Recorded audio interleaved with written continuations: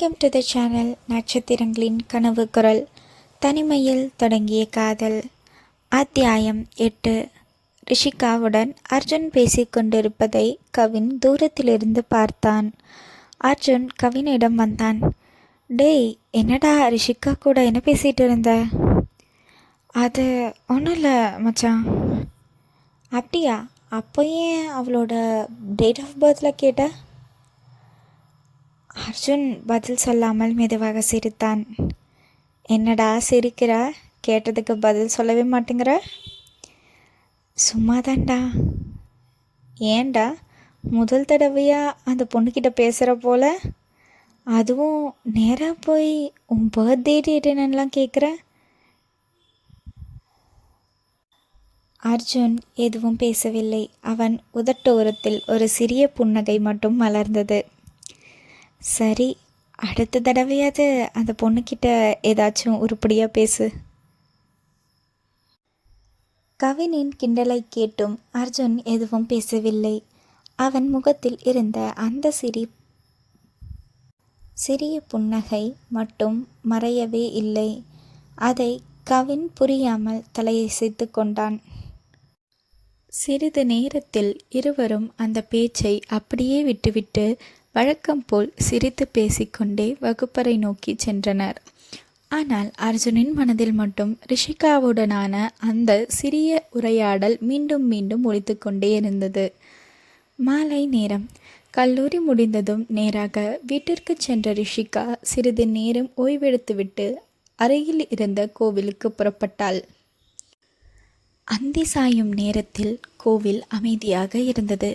மணியோசையையும் தீபத்தின் ஒளியையும் கற்பூர வாசனையும் அந்த இடத்திற்கு ஒரு தனி அமைதியை தந்தன.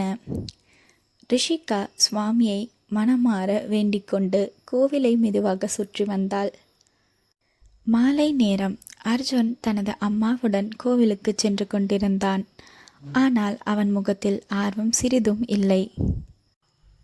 அம்மா, எதுக்குமா என்னையும் கூட்டிகிட்டு வந்தீங்க? நீங்கள் மட்டும் வந்திருக்கலாமே என்று சலிப்புடன் கேட்டான். அதை கேட்ட அவன் அம்மா புன்னகைத்தபடி, ஒரு நாளாவது கோவிலுக்கு வந்தா ஒன்றும் குறைஞ்சு போக மாட்டேன், வா சாமி கும்பிட்டுட்டு போயிடலாம் என்றாங்க. வேறு வழி இல்லாமல் அர்ஜுன் அம்மாவுடன் கோவிலுக்குள் நுழைந்தான். அவனுக்கு தெரியாமல் அந்த மாலை அவனுக்காக ஒரு சிறிய ஆச்சரியம் காத்திருந்தது. அதே நேரத்தில் சுவாமி தரிசனம் செய்துவிட்டு திரும்பிய ரிஷிகாவின் பார்வை எதிரே வந்த ஒருவனின் மீது நிலைத்தது. அது ரக்ஷனும் அவருடைய அப்பாவும். இருவரும் அமைதியாக கோவிலுக்குள் உள்ளே நுழைந்தனர். ரக்ஷன் தனது அப்பாவுடன் ஏதோ பேசிக்கொண்டே வந்தான். அதை கவனித்த ரிஷிகா ஒரு கணம் அப்படியே நின்றாள். ரக்ஷனையும் அவனது அப்பாவையும் பார்த்த ரிஷிகா தயக்கமின்றி அவர்களுடன் சென்றாள். அங்கிள், இப்போ உடம்பு எப்படி இருக்கு? நல்லா இருக்கீங்களா என்று அக்கறையுடன் கேட்டாள். அவரும் புன்னகைத்தபடி, நல்லா இருக்கேம்மா, நீ எப்படி இருக்க என்று பதிலளித்தார். அவர்கள் பேசிக்கொண்டிருக்க ரக்ஷனின் பார்வை முழுவதும் ரிஷிகாவின் மீது இருந்தது. கல்லூரியில் எப்போதும் சுடிதாரில் மட்டும் பார்த்திருந்த அவளை இன்று அவள் பாவாடை தாவணியில் பார்த்த அந்த நொடி அவன் ஒரு கணம் அப்படியே நின்று விட்டான். அந்த எளிமையான ஹாஃப் சாரி, நெற்றியில் இருந்த சிறிய பொட்டும் மல்லிகைப்பூவால் அலங்கரிக்கப்பட்ட கூந்தலும் அவளின் அழகை இன்னும் மெருகேற்றியது. ரிஷிகா இயல்பாகவே ரக்ஷனின் அப்பாவுடன் பேசிக்கொண்டிருந்தாள். ஆனால் ரக்ஷனோ அவளிடம் இருந்து தன் பார்வையை விலக்கவே முடியாமல் அமைதியாக நின்றிருந்தான். ரிஷிகா, நீ யார் கூடமா வந்த? நான் மட்டும்தான் அங்கிள் வந்தேன். ஏம்மா, உன் அப்பா அம்மா வரலையா? இல்லை அங்கிள், எனக்கு அப்பா அம்மா யாரும் இல்லை.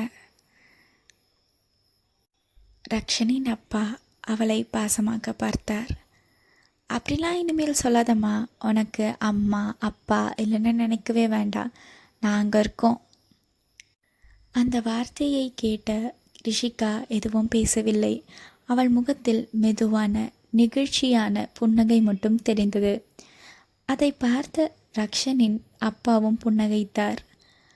பக்கத்தில் நின்றிருந்த ரக்ஷன் தன் அப்பா சொன்ன வார்த்தைகளை கேட்டபடி ரிஷிகாவின் அந்த அமைதியான புன்னகையை ரசித்து கொண்டிருந்தான்.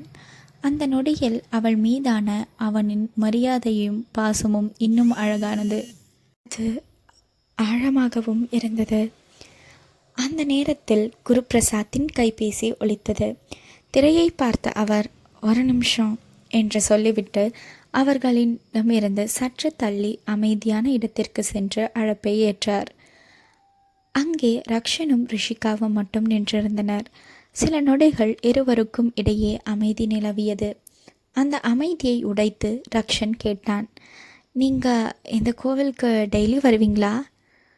ரிஷிகா மெதுவாக புன்னகைத்தாள். இல்லை, டெய்லி வரமாட்டேன், வெள்ளிக்கிழமையில் மட்டும் கண்டிப்பாக வருவேன். ஓ அப்படியா என்று தலையசைத்தான். ரக்ஷனும் ரிஷிகாவும் இயல்பாக பேசிக்கொண்டிருந்தனர். ஆரம்பத்தில் இருந்த தயக்கம் கொஞ்சம் கொஞ்சமாக மறைந்து இருவரும் சிரித்தபடி பல விஷயங்களை பகிர்ந்து கொண்டிருந்தனர். அவ்வப்போது ரிஷிகா ஏதாவது சொல்ல ரக்ஷனும் சிரித்தபடி பதில் சொல்லி கொண்டிருந்தான். நேரம் போவதே தெரியாமல் இருவரும் மகிழ்ச்சியாக உரையாடி கொண்டிருந்தனர். அவர்களுக்குள் இருந்த அந்த சிறிய தயக்கத்திற்கு பதிலாக ஒரு இயல்பான நெருக்கம் மெதுவாக உருவாக தொடங்கியது. அந்த நேரத்தில் தனது கைபேசி அழைப்பை முடித்துவிட்டு குருபிரசாத் அவர்களை நோக்கி நடந்து வந்தார். சரிம்மா, நாங்கள் கிளம்புறோம், நேரமாயிடுச்சு. சரிங்க அங்கிள், பத்திரமா போயிட்டு வாங்க. குருபிரசாத் புன்னகைத்தபடி தலையசைத்தார். ரக்ஷன் ஒரு கணம் ரிஷிகாவை பார்த்தான். சரி, பாய் ரிஷிகா. பாய் ரக்ஷன், நீங்களும் பத்திரமா போங்க. அதே நேரத்தில் தனது அம்மாவுடன் சுவாமி தரிசனம் செய்துவிட்டு வெளியே வந்த அர்ஜுனின் பார்வை தூரத்தில் நின்றிருந்த ரிஷிகாவின் மீது விழுந்தது. ஒரு கணம் அவன் நடையை நிறுத்தினான். பாவாடை தாவணியில் மல்லிகைப்பூ சூடியபடி அமைதியாக நின்றிருந்த ரிஷிகாவை பார்த்த அவனால் பார்வையை திருப்ப முடியவில்லை. அம்மா, நீங்கள் முன்னாடி போங்க, நான் ஒரு 5 நிமிஷத்தில் வந்துடுறேன் என்று அவனுடைய அம்மா புருவத்தை சுருக்கி, என்னப்பா, ஏதாவது வேலை இருக்கா என்று கேட்டார். ரக்ஷன் அதற்கோ, ஆமாம்மா, ஒரு சின்ன வேலை, நீங்கள் போங்க, நான் வந்துடுறேன். அவரும் எதுவும் கேட்காமல் சரி, சீக்கிரம் வந்துடு என்று சொல்லிவிட்டு முன்னால் நடந்தார்.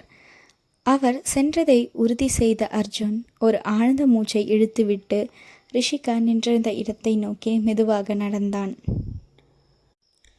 அர்ஜுன் மெதுவாக ரிஷிகாவிடம் வந்தான். ஹாய் ரிஷிகா. திரும்பி பார்த்தாள். ஹாய், நீங்களும் கோவிலுக்கு வந்திருக்கீங்களா? ஆமாம், அம்மா கூப்பிட்டு வந்தாங்க.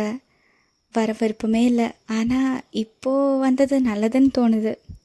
ரிஷிகா புரியாமல் பார்த்தாள். ஏன் அப்படி சொல்கிறீங்க? ரக்ஷன் சிரித்தபடி, இல்லை, உங்களை பார்த்தேன்ல அதுக்கு. ரிஷிகா லேசாக சிரித்தாள். காலேஜில் பார்த்துட்டே இருக்கீங்களே. அது வேற, எங்கே பார்க்குறது வேற. ஒரு நொடி அமைதி. அர்ஜுன், கோவிலுக்கு அடிக்கடி வருவீங்களா? வெள்ளிக்கிழமை மட்டும் கண்டிப்பாக வருவேன். ஓ சரி. சில நொடிகள் இருவரும் அமைதியாக நின்றனர். பிறகு அர்ஜுன் புன்னகையுடன், சரி, அம்மா வெயிட் பண்ணுறாங்க, நான் கிளம்புறேன். சரி, பாய். பாய், நாளைக்கு காலேஜில் பார்க்கலாம். ரிஷிகா புன்னகையுடன் தலையசைத்தாள். அர்ஜுன் அங்கிருந்து நடந்து சென்றாலும் அவன் மனதில் முழுவதும் ரிஷிகாவின் புன்னகை மட்டுமே இருந்தது. இந்த மாதிரி இன்ட்ரெஸ்டிங் எபிசோட்ஸ் நம்ம சேனலில் பார்க்கணுன்னு நினச்சிங்கன்னா நம்மளோட சேனலை மறக்காமல் லைக், ஷேர், கமெண்ட் மறக்காமல் சப்ஸ்கிரைப் பண்ணுங்கள். ஏன்னா உங்களோட ஒவ்வொரு கமெண்ட்டும் எங்களுக்கு மோட்டிவேஷனாக இருக்கும். தேங்க்யூ ஃபார் வாட்சிங்.